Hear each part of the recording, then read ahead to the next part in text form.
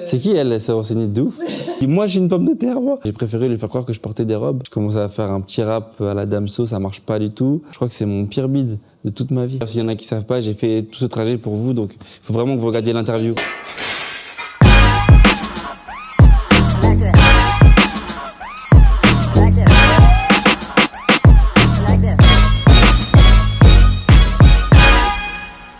Action. Salut Nordine et bienvenue sur ces poufs jaunes pour notre nouvelle interview Mal à l'aise. Merci. Alors tout d'abord, la première question qu'on demande à chaque fois, pourquoi tu nous as donné rendez-vous ici à The Hoxton, cet endroit ici sublime, pourquoi ici? J'aime bien venir écrire ici parce que c'est très apaisant, il y a de la lumière, il y a beaucoup de filles aussi. Il y a beaucoup de filles. Ouais. Ah, un sujet qu'on va aborder. Donc non, du coup c'est cool de, tu vois, tu t'écris, tac, oh joli ça. D'accord, des jolies filles, c'est un lieu, un repère de jolies filles. Exactement. D'accord, on va commencer obligatoirement cette question, tu peux pas passer outre. Tu as été élu l'étudiant le plus drôle de France, sacré titre en 2017. Il nous vient de l'école de l'INSEC, faites un maximum de bruit pour monsieur Nordine Gonzo. Je me branle beaucoup en ce moment, 3-4 fois par jour. T'étais tout jeune, hein, t'avais 21 ans. Exactement. Est-ce qu'on prend pas le melon un peu quand on est élu l'étudiant le plus drôle de France? Bah, le titre en lui-même, il est assez fort parce que ça veut dire quand même quelque chose. Pour beaucoup d'étudiants, c'est quand même, voilà, c'est un truc de ouf. Moi, en vrai, j'étais pas vraiment étudiant, donc en vrai, ça comptait pas dans ma tête. Donc j'étais juste drôle, quoi. Et le truc, c'est que ce concours, il m'a quand même permis de gagner beaucoup de crédibilité dans ce milieu de stand-up, d'humour. Et derrière, j'ai pu commencer vraiment à faire ce que je fais aujourd'hui. Alors, tu as longtemps fait des allers-retours Bordeaux-Paris. Je viens de Bordeaux, là. D'ailleurs, s'il y en a qui ne savent pas, j'ai fait tout ce trajet pour vous, donc il faut vraiment que vous regardiez l'interview. Exprès pour cette interview. Il faut vraiment qu'il y ait des vues, sinon ça sert à rien. Du coup, je suis venu depuis Bordeaux, j'ai fait 8h30 de 8 bus rien que pour vous, donc juste pour le déplacement, il faut rigoler à toutes mes blagues, d'accord? Non, Pendant longtemps, tu les faisais en Ouibus, tu le racontes sur scène. Exactement. Et tu le racontes aussi dans un documentaire qui a été fait par Oumar Diawara. Est-ce que c'est important pour toi de ne pas cacher les galères d'un jeune stand-upper, du coup, à ses débuts? Bah pour moi, ça fait partie du métier, de montrer aussi qu'on n'est pas que dans la lumière et que dans les belles scènes, dans les beaux endroits. Ouais. Tu vois, l'Hoxton, c'est aujourd'hui, mais il y a 5 ans, je ne serais jamais venu ici parce que forcément... Tu ne peux pas te payer le café? Déjà. Et surtout parce que j'aurais peut-être pas eu l'idée ou la réflexion pour me dire allez, je vais aller dans un endroit qui est cool et qui est beau à voir, tu vois, parce que j'avais pas forcément aussi accès à ça. Bien sûr. Et à l'époque, c'est vrai, quand j'ai commencé à jouer, c'était pas évident. J'arrivais de Bordeaux, j'étais encore étudiant, j'avais pas de salaire. Ma mère et mon père, ils savaient pas vraiment que je faisais ça, donc j'étais dans une double vie. Des fois, je me disais, je suis Batman. Tu vois, c'était très bizarre. Et au fur et à mesure, j'ai réussi à les convaincre que c'était un vrai métier, notamment grâce au concours que j'ai gagné. Et aujourd'hui, j'ai plus peur de leur dire que je suis comédien humoriste, quoi. Mais du coup, tu disais quoi à tes parents au départ Des fois, je me rappelle, ma mère, elle me dit, tu vas où? Je disais, je sors. Elle me dit, mais où? Je disais, dehors. Bah ouais, du coup. Et j'ai laissé comme ça dans le doute. Et tous les soirs, je sortais parce que j'avais des scènes de plus en plus. Et je rentrais pas, elle se posait des questions, elle se disait peut-être ils vendent de la drogue. Et un jour, elle a vu une vidéo de moi sur Internet.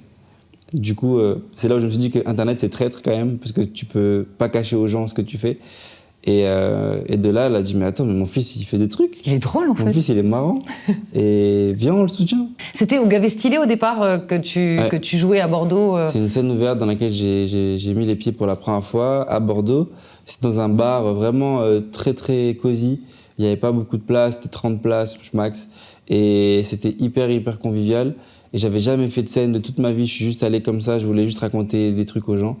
Et au final, j'ai kiffé et j'ai jamais arrêté.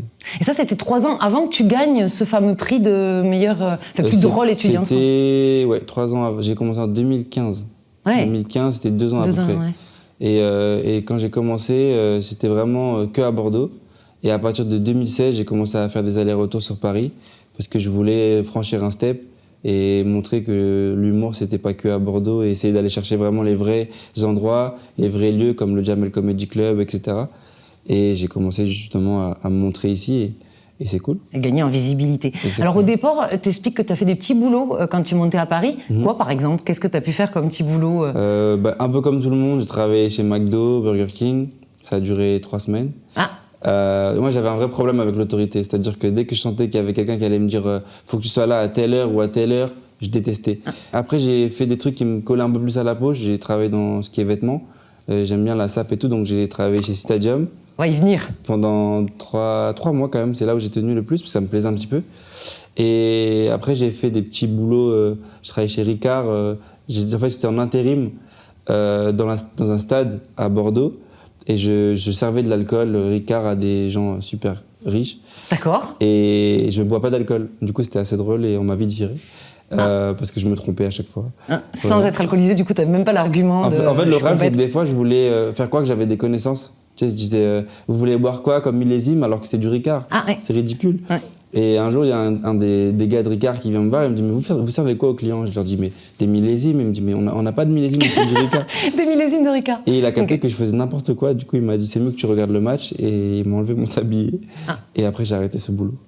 Ok, très bien. Alors maintenant, tu es installé à la capitale, dans un micro-appartement, et avec les confinements et les couvre-feux, ça doit être l'éclate, en fait. Bah, j'y suis vraiment. C'est plus un dortoir, quoi. Mais c'est ça. Genre, j'ai des habits là-bas. Quand ils me manquent, je vais les voir. Parce que j'adore voir mes chaussures. Des fois, il y en a que j'ai pas vu depuis longtemps. Ça va, toi, tu vois? De voir tes chaussures. Hein. Ouais. C'est marrant parce qu'on en parlait aussi. D'accord, tu as bien Vraiment, dit ça. Ok. Des fois, je fais des trajets à Paris juste pour voir mes chaussures. Genre, Ah oui, donc si tu elles es sont fou, bien donc. dans la boîte et tout. D'accord. Et dès que je les vois bien rangées, c'est bon, je peux rentrer. J'ai plus rien à faire ici. Dis-nous la taille de ton appartement. À Paris, là, c'est un 12 mètres carrés. Ah voilà, 12 mètres Ouais, carrés. 12 mètres carrés, c'est vraiment... Genre, des fois, ma mère, elle veut venir, je lui dis, bah, c'est toi, soit moi, en fait. On peut pas y aller à deux. Alors, pourquoi tu as choisi Ganzo comme nom de scène parce que ton vrai nom de famille, c'est Lizongo. Alors, pourquoi Ganzo? À l'époque, j'étais du coup fan d'un joueur de foot qui s'appelait Ganzo, qui joue au Brésil et qui était du coup le collègue de Neymar, D'accord. qui joue aujourd'hui à Paris. Et Ganzo, lui, il a pas percé, mais il était aussi fort que Neymar. Et vu qu'il a pas percé, je me suis dit, putain... si Moi, je vais percer avec son nom. Je pense qu'il y a moyen de faire un truc avec son blaze. Et au final, j'ai gardé ce nom parce que c'était mon nom de Facebook. Et j'ai jamais changé parce qu'on m'a jamais dit que c'était gênant et que limite les gens pensaient que c'était mon nom de famille. Ok. Et donc j'ai trouvé ça cool. Et puis c'est fluide. Nordine Ganzo, c'est en une prononciation. Il n'y a pas besoin de passer par des chemins, des détours. Et je trouve ça vraiment, ça marche bien. Ouais, ça sonne bien. Mais alors, du coup, on va revenir à ça, quand, même si ce n'est pas la raison. Tu étais ado, tu expliques que tu as expliqué dans une interview que ton seul moyen d'exister, finalement, c'était l'humour, même pour te faire des amis. Parce que ça te pesait, finalement, d'être un peu grassouillé. Bah, en fait, c'est très dur quand t'es ado d'être rond, entre guillemets, parce que t'as un regard des autres qui est incroyable. Les gens, ils te mettent une pression de ouf. Tu te sens différent, alors qu'au final, t'es juste comme les autres, juste avec un peu plus de rondeur, quoi. Et les enfants sont les personnes les plus difficiles à gérer. Toi tu vis, toi tu vis, toi tu vis, toi tu vis, toi tu crèves. Parce que quand ils ont une vanne, ils la sortent. Ils sont sans filtre. Sans filtre. Et c'est très dur quand t'as 14-15 ans de devoir faire genre t'as rien entendu alors que t'entends tous les jours. Ouais, t'es un gros, ouais, brioche, ouais, pomme de terre. Tu sais, des insultes que normalement, aujourd'hui, tu trouves ça nul. Bien sûr. Mais quand t'as 14 ans, quand Ça on te traite touche. de pomme de terre, tu te regardes, tu te dis, moi j'ai une pomme de terre, moi. C'est encore plus dur parce que tu n'as pas le recul de dire ouais, c'est bidon. Pour toi, c'est vraiment sérieux, t'es vraiment une pomme de terre, tu vois. Donc c'est dur. Tu dis ça avec un sérieux, je peux pas m'empêcher Non, de mais rigoler. c'est vrai, excuse-moi. je te jure. D'accord. Alors justement, je suis obligée d'en discuter puisque le sketch qui t'a fait connaître le plus et avec lequel tu as gagné d'ailleurs le Campus Comedy Tour, c'était quand t'es puceau à 20 ans. Moi j'ai 20 ans, je suis puceau, voilà. Ceux qui en ont jamais vu, prenez des photos, c'est le moment, ok? Et tu disais que tu espérais le rester le plus longtemps possible pour pouvoir continuer à jouer ce sketch. Est-ce que du coup, tu vas continuer à jouer ce sketch? Bah, je pense que quoi qu'il arrive, que je fasse des trucs ou pas, je garderai toujours une certaine connexion avec ce sketch, dans le sens où je dirais toujours à l'époque où j'étais comme ça, voilà, je le voyais comme ça, mais je pense que les gens m'ont connu comme ça, donc je devrais toujours faire une liaison avec ça. Après, évidemment que les blagues seront plus les mêmes si demain je suis plus vierge ou si je le suis encore, quoi. Ah. C'est Moi, bon. moi j'ai un peu mes infos. Hein. Il Ah. paraît que c'est peut-être Ah bon plus trop le cas. Moi, je sais pas. Ah, en fait, on n'en parle pas. J'ai fait des expériences, Ah. mais genre c'est pas, pour moi j'ai pas encore franchi le cap. Ah bon? Ouais. Mais en revanche, il paraît quand même que ce sketch est un attrape-fille et qu'en fait, aujourd'hui, tu te fais un peu désirer. Même tu vas plus loin, tu donnes des rendez-vous, tu vas pas forcément. Tu les fais un peu galérer, les filles. C'est vrai que je me suis rendu compte que c'était vraiment comme une sorte de défi pour plein de meufs de se dire ok, vas-y, lui, il est différent. Il est pas genre accessible parce qu'il a ce truc il est fermé là-dessus. Donc viens, on y va, tu vois. Et il y a plein de meufs qui ont essayé de me challenger. Des fois, j'étais un défi Skyrock à gagner. Et c'est l'heure de vous offrir Nordine Ganso. C'est parti, attention, quelle est votre radio préférée? Paname Collection. Et c'est gagné. Je te jure, dans ma tête, je me disais ça. Parce qu'il y a vraiment, j'ai vraiment vu des meufs qui de base sont pas trop dans la drague, me draguer. Genre, des fois, limite, j'avais l'impression que j'étais une meuf. Les rôles s'inversaient tellement. Ah bah c'est bien, au moins tu vois ce qu'on vit. Ouais, c'est ouf. Mais du coup, c'est marrant de voir du coup, des meufs qui se comportent comme toi, tu devrais te comporter. Parce que je sais que quand moi je parle à une meuf, je suis un peu dans la drague, je fais des phrases qui sont précises pour que tu comprennes que là, je te veux. Et elles font ça sur moi, quoi. Ah, et donc tu les vois arriver en plus. Je les sens. Et c'est très marrant. Et donc elles se dégonflent après? Comment ça se passe? C'est moi qui les dégonfle. Enfin, pas dans ce sens-là. Ah, on n'a pas de sens. Mais dans le sens où, genre, ouais, j'ai ralenti un peu, quoi. Alors il paraît même, alors peut-être une petite revanche par rapport à ta vie d'adolescent, que t'aurais aimé être mannequin. J'aurais bien aimé, ouais. Ça aurait pu être un beau truc. Même là, je peux encore aujourd'hui. Ouais, c'est ce que j'allais te dire, t'es pas si vieux, hein. Non, franchement, moi, je pars du principe que je suis pas qu'humoriste, j'aimerais bien être un artiste. C'est-à-dire que dans l'entertainment, tu fais tout. Aux États-Unis, tu as des humoristes qui sont aussi dans le cinéma, ils sont footballeurs, ils mélangent plein de trucs en même temps. Et moi, je pars du principe que j'aimerais bien faire la même chose, c'est-à-dire si je peux lier mannequinat, stand-up, cinéma, je le ferai. Pourquoi dire non? Parce que je trouve que c'est des trucs qui me correspondent et qui me plaisent, donc j'irai là-dedans. D'accord. Alors, tu es d'origine congolaise par ton père et marocaine, algérienne par ta maman. Tu parles de ce métissage d'ailleurs dans un de tes sketchs sur scène. Et ton père est donc un sapeur. On m'appelle Gentleman Bizot, mannequin suprême de luxe de Paris. D'accord. Ôte mes lunettes juste pour bien voir. Je suis un bel homme, un beau gosse. Ah ouais, beau gosse, ouais. Je vais m'avenir tel que je suis. Beau regard. Voilà, merci bien. C'est quoi un sapeur? Un sapeur, c'est... pour ceux qui ne savent pas, déjà c'est un Congolais, forcément. Et c'est une personne qui vraiment peut échanger son fils contre un costard. Vraiment, pour lui, c'est plus important le vêtement que son bien-être, tu vois. Depuis tout petit, vous êtes élégant, quoi. Je suis sapeur dans le ventre de ma mère, c'est pas de n'importe qui. Vous êtes né comme ça? Je suis un bel homme, monsieur. Et je te défie à Paris de trouver quelqu'un de plus élégant que moi. C'est pas possible. Y a pas. Et modeste? Non, plus modeste Non, ça m'intéresse pas. La modestie, la modestie, je la laisse aux gens qui sont pas sérieux. Donc t'es bien le fils de ton père. Je suis le fils de mon père. Mais est-ce que du coup les sapeurs sont aussi une source d'inspiration pour toi? Parce qu'il y a aussi des codes extrêmement précis. Énormément, mais ce qu'il faut savoir, c'est qu'au-delà de la sape et du fait de s'habiller, et souvent de manière extravagante, la sapologie, c'est un mouvement qui a été lancé à la base pour contester la colonisation en Afrique. C'est-à-dire que quand les Anglais, etc., sont arrivés, ils arrivaient avec des vêtements, des costumes, des trucs très taillés. Et l'Africain congolais, quand il a vu ça, il s'est dit « mais pourquoi nous, on ne fait pas comme eux ?» Et à partir de là, ils ont tous commencé à s'habiller. Et c'est de là que le mouvement de la sape s'est lancé, s'est démocratisé. Aujourd'hui, c'est devenu vraiment un truc de style plus qu'autre chose. Mais il y avait vraiment à la base une volonté de dénoncer quelque chose et je trouve ça fort. C'est un mouvement très fort. Presque politique, effectivement. Limite, ouais, vraiment. T'en parlais parce qu'elle m'a fait beaucoup rire. J'ai vu passer une story de ta mère où elle est très drôle et elle cherche à te caser. Tu prends mon téléphone, tu mets des likes, mais c'est pas moi qui like. Je te montre des filles, tu me dis si tu peux te projeter avec elle en belle fille. Il y en a une fille là. Elle est jolie, mais elle est toute nue. Hein.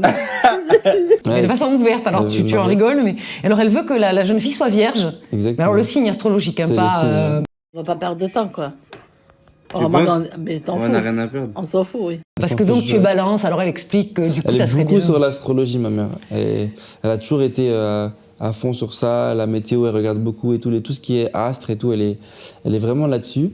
C'est assez intéressant sa manière de voir les choses parce que pour elle, moi vu que je suis balance, né en septembre, il me faut une fille qui soit d'un tempérament différent, donc vierge ou bien des fois même une taureau, parce que les taureaux, ils ont du caractère et que moi, vu que j'en ai pas trop... T'as pas trop de caractère? Enfin, j'ai du caractère, mais je suis quelqu'un de calme.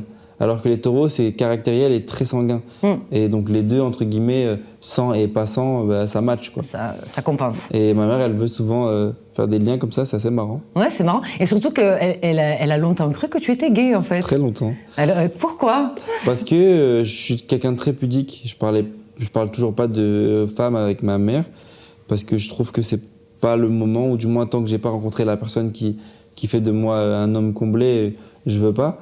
Et c'est vrai qu'elle s'est posé des questions. Et je me rappelle une fois, j'avais acheté une robe pour une meuf que je fréquentais. Et ma mère, elle reçoit la robe chez moi, du coup, et elle pense que c'est pour elle.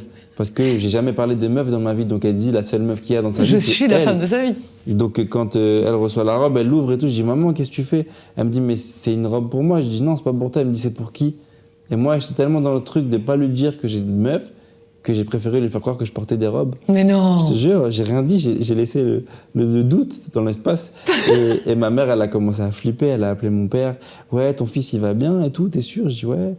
C'est pas gay, c'est travesti, elle pensait que je pense qu'elle était dans le truc des deux, quoi. Elle se posait des questions. Parce qu'en plus, c'était une période où aussi, au niveau du style, je me cherchais un petit peu. Je mettais des trucs très larges. Elle se posait beaucoup de questions.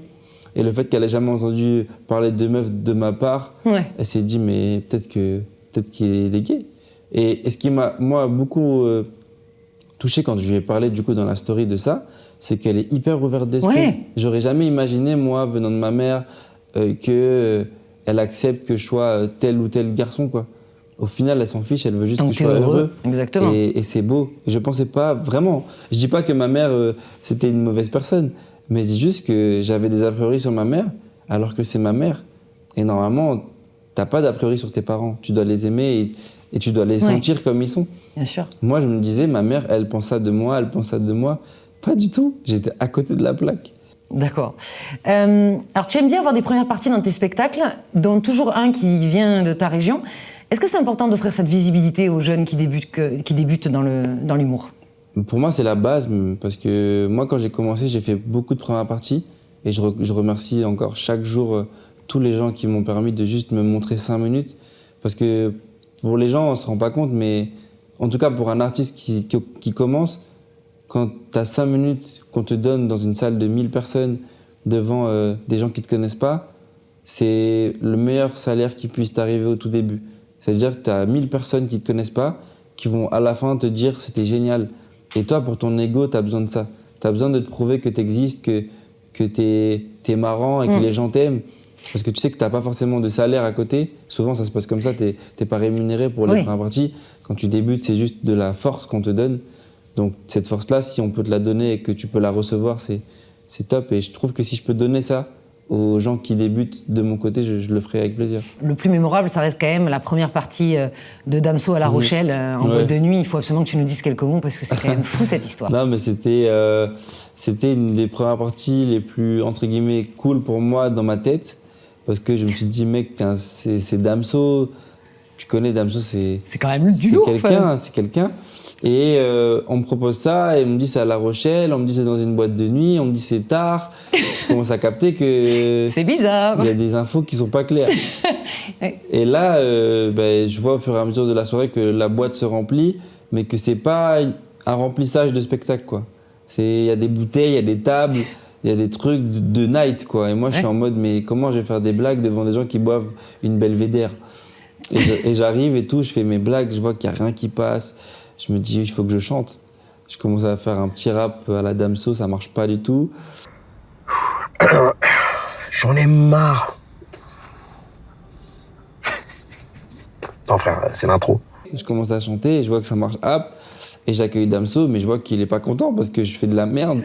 Et du coup, je rentre sur le terrain, je sors de la scène avec la sécurité qui me vire un petit peu, quoi. C'est chaud. Et derrière, je rentre chez moi avec le pire souvenir de scène de toute ma vie. Je crois que c'est mon pire bide de toute ma vie. Alors, ton pire bide, oui, parce en musique, il y a tes potes qui ont balancé que t'étais plus Dadju que Damso. Chérie, tu es jolie, avec un corps impoli, les hommes sont sans pitié. Ouais, c'est vrai. C'est vrai. Ouais.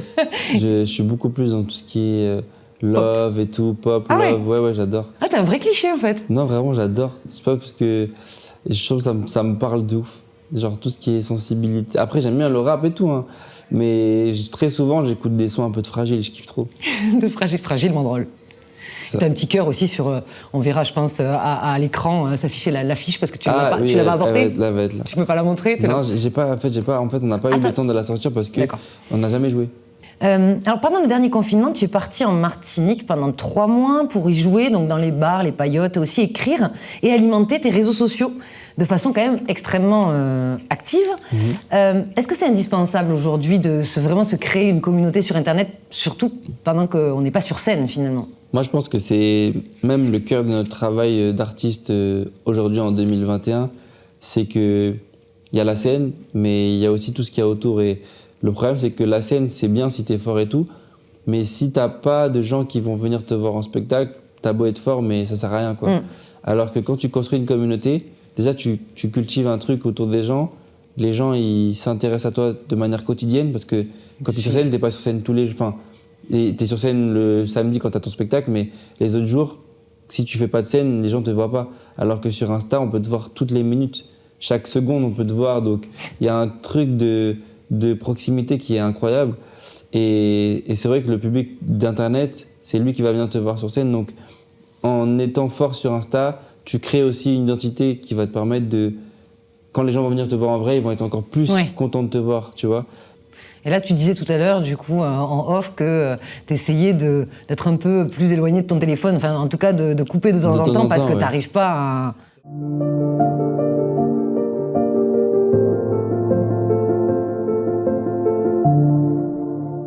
C'est vrai que le problème, c'est que des fois, tu te rends pas compte, mais tu deviens accro des gens. T'es même plus accro de ce que tu fais toi, t'es accro des gens. T'as besoin des gens. Moi, je sais qu'il y a des gens...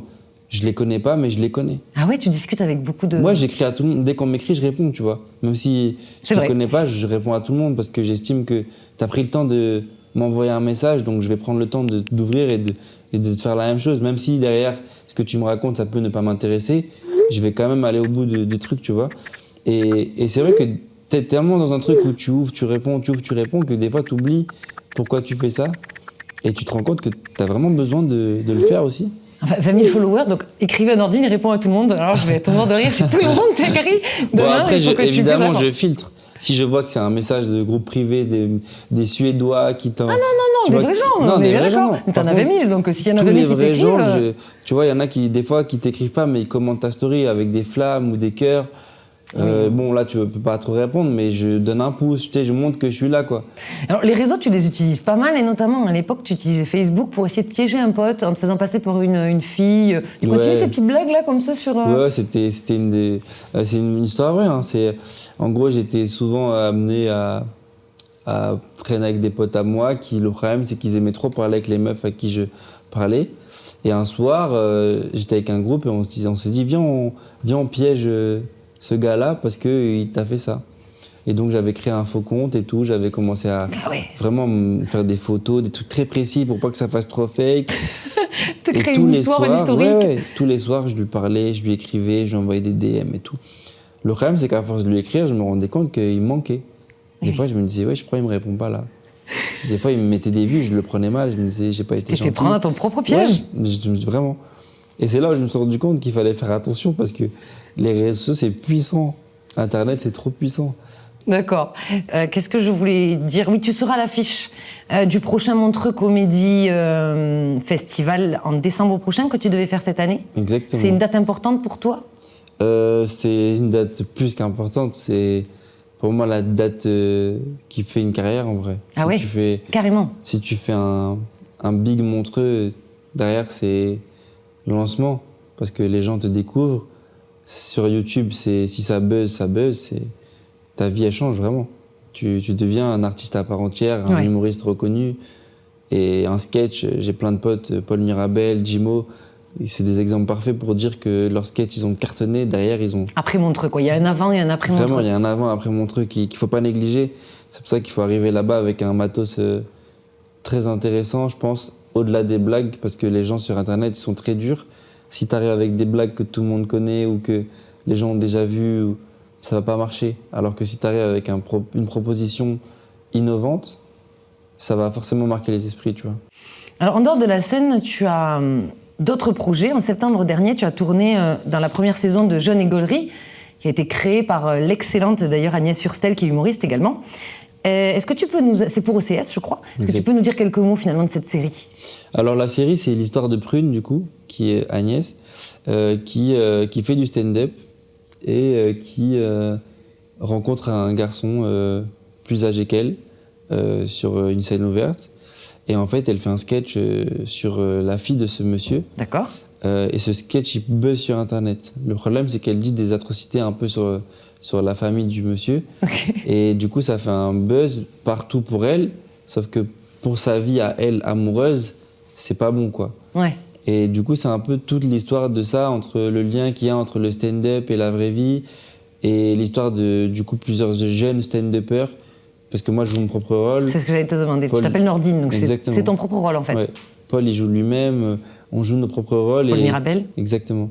Et on est là pour justement accompagner Agnès dans son avancée. Et c'est cool parce que vraiment, on nous découvre, nous, en tant que stand-upper, mais aussi en tant qu'humain. Ouais, c'est-à-dire qu'il y a des vrais moments d'humain où on parle, on se vanne entre nous, où on fait des soirées entre nous. Et je trouve ça tellement cool. Un côté presque docu, quoi. On vous suit. Docu, mais... Jouer, quoi. Et c'est hyper bien réalisé. J'ai eu l'occasion juste de voir quelques petits bouts. Ouais. Et j'ai trop envie de voir la suite. C'est réalisé par Fanny Sidney, qu'on a pu voir, je crois, dans 10%. C'est elle qui est aussi réalisatrice. Exactement. C'est un vrai projet de femme, hein, pour le coup. Ouais, c'est ouf. Mais c'est des femmes incroyables, vraiment. Alors du coup, j'ai une question que je pose à chaque fois aux invités. Qui aimerais-tu voir assis à ta place sur ce pouf jaune pour une prochaine interview mal à l'aise? Est-ce que tu as une idée d'un humoriste que tu aimerais? Tiens, je crois que tu as eu Paul de Saint-Cernin. Oui, je crois que tu le suis, enfin, tu repostes de ses tweets et tout ça. On est très proches, Paul. J'ai commencé un peu le stand-up en même temps que lui et on fait pas mal de foot ensemble aussi. Donc non, Paul... Donc tu as vu son interview? Ouais, j'ai regardé, c'était très cool. T'as appris des choses? Ouais. Très bien. Je savais qu'il se faisait vous voyez, mais... Tu le dis sur scène? Ah oui, je raconte sur scène que je vous vois mes parents. Et qu'il voyait non, aussi, il vous voyait ses parents, du coup. Ouais. Ça, je le savais. Mais non, un artiste, un humoriste qui... C'est vrai, qui te ferait kiffer de voir installer là, répondre à des questions. Bah tiens, allons-y pour une fille. Ouais, alors peut-être on va se mettre aux filles, parce que c'est une émission qui est produite par une marque pour garçons, donc c'était les mâles. Mais on s'est dit, après tout, moi je suis habillée en Paname Collection aujourd'hui, pourquoi pas des filles? Donc il y en a quelques-unes déjà auxquelles on a pensé, mais dis-nous sinon. Bah, je pense une fille qui a son spectacle et qui justement joue au même endroit que moi, Morgane Cadignan. Ok. Donc elle est très cool, en plus elle est sur France Inter et tout. Ouais, Morgane, très bien. Si tu connais... Tu es la bienvenue sur ce pouf, Morgane. Je pense que tu as... L'invitation est lancée, on verra ça. D'accord. Eh bien, écoute, en tout cas, on va juste répéter tes dates pour le Métropole, pour Violet. Si tu les connais, à partir de quand on pourra te voir jouer? Moi, j'ai pas de date, mais si vous voulez, vous venez devant le théâtre et vous attendez. Genre jusqu'à 4-5 mois? Ouais, genre dès que tu me vois arriver en violet, c'est que c'est bon. C'est toi. Et tant que t'as pas vu ma tête en violet, c'est que c'est pas bon. Mais viens devant le Métropole, peut-être on se verra. Eh ben, écoute, merci en tout cas pour toutes ces confidences. Merci à toi. Et puis c'est très agréable, on te souhaite le meilleur pour la suite de ta carrière. Merci qui est déjà beaucoup. bien parti. Je suis très content.